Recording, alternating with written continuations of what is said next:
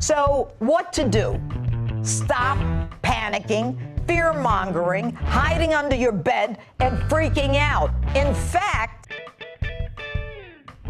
wash your hands. Wash your damn hands. Wash them and then wash them again.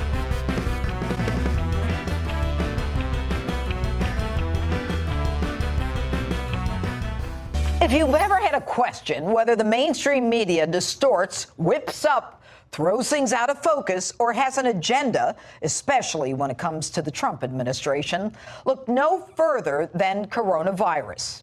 If you listen to the mainstream media, it's time to buy the family burial plot, visit the cemetery where the dirt is definitely cleaner than your kitchen counter or your bathroom handles.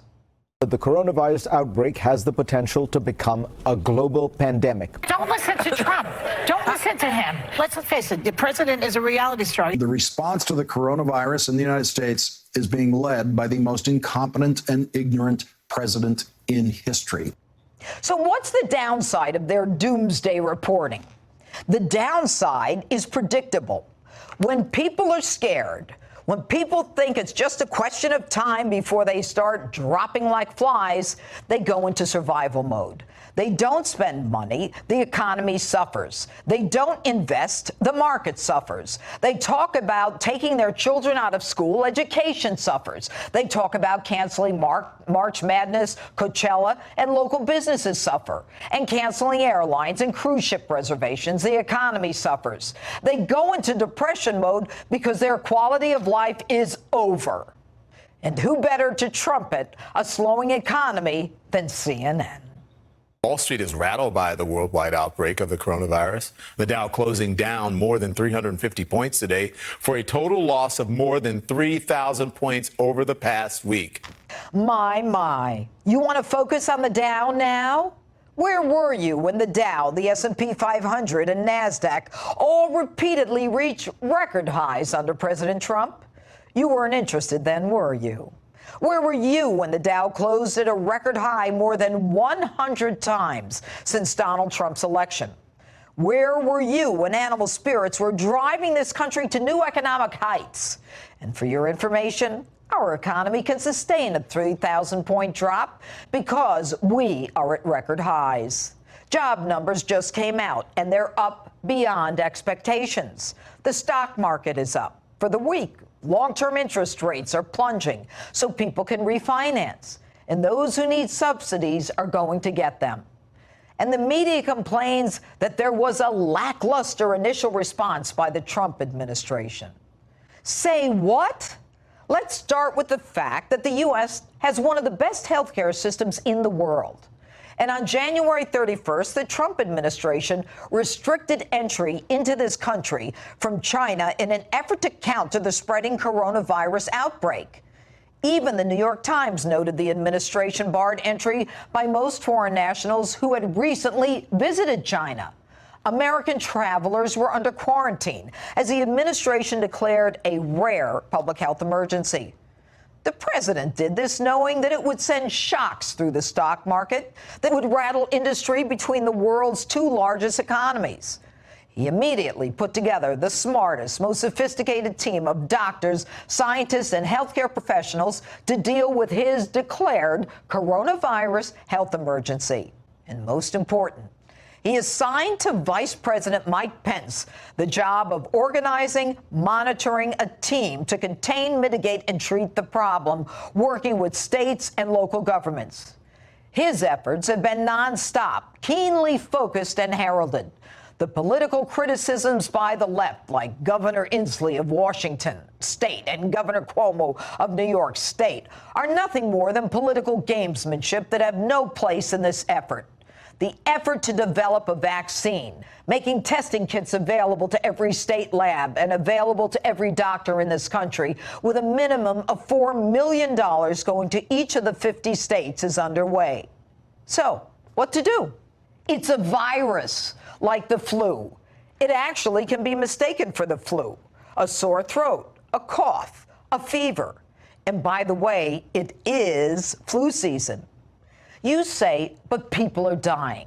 Sadly, that's true. And not only are condolences in order, but we owe it to their families and all Americans to come up with a vaccine. Like the flu, tests for coronavirus are now being made available to every state lab. Clinical trials will begin within 5 weeks for the vaccine.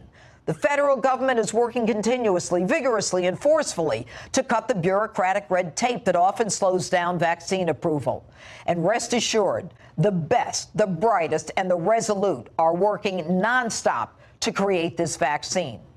Now, they say the mortality rate for coronavirus is higher than the flu. But consider, though, that we have a flu vaccine, and yet in 2019, 16,000 Americans died from the flu. Imagine if we did not have the flu vaccine, the flu would be a pandemic. So all the talk about coronavirus being so much more deadly doesn't reflect reality. Without a vaccine, the flu would be far more deadly. Now, what we do know is the mortality rate is much higher among elderly adults. According to reports, the risk of dying if infected with the coronavirus is higher the older you are, which might explain why they say children are not really affected by the virus. But in addition to age, as Dr. Anthony Fauci has said, the risk is greater if you, as an elderly person, have an underlying medical condition like diabetes, heart disease, asthma. It is certainly higher if you're a smoker, which might explain why China has such a high mortality rate. Some studies have estimated that as many as 50% of Chinese men are smokers. So what to do? Wash your hands. I know everyone thinks there's got to be more to this. The reason you wash your hands is to get the germs off. The reason why you need to get the germs off is because you can then transfer them to your eyes, your nose, your mouth, risking infection to your respiratory system. You're looking now at a California genius, a medical doctor from their state health department, lecturing how not to touch your face as the woman repeatedly touches the surface, then her face, and literally puts her fingers in her mouth. Whatever you have to do, don't touch your face. And gloves won't matter because the virus can last for hours on them and surfaces. So whether you need to borrow your dog's shock collar or go out and buy a straitjacket, don't touch your face. Don't share drinking glasses, eating utensils. Clean all high-touch surfaces every day, like counters and tabletops and doorknobs. And stay home if you feel sick. And as the Surgeon General said on Justice last week, you don't need a mask unless you're sick. And there's no need to go out and clean out the store shelves. As the weather warms, fewer and fewer people will get sick with the virus. Some of the meds need to be left for people who may need them. And if you want to complain about something, complain about the fact that we rely on China and even India for ingredients for some of our medication, even the meds themselves. Like nuclear medicine and Molly 99, it's time to have a supply chain for our medicine in the United States. Time to make America first there. So, stop panicking, fear-mongering, hiding under your bed, and freaking out. In fact, snap out of it and wash your damn hands. Wash them and then wash them again.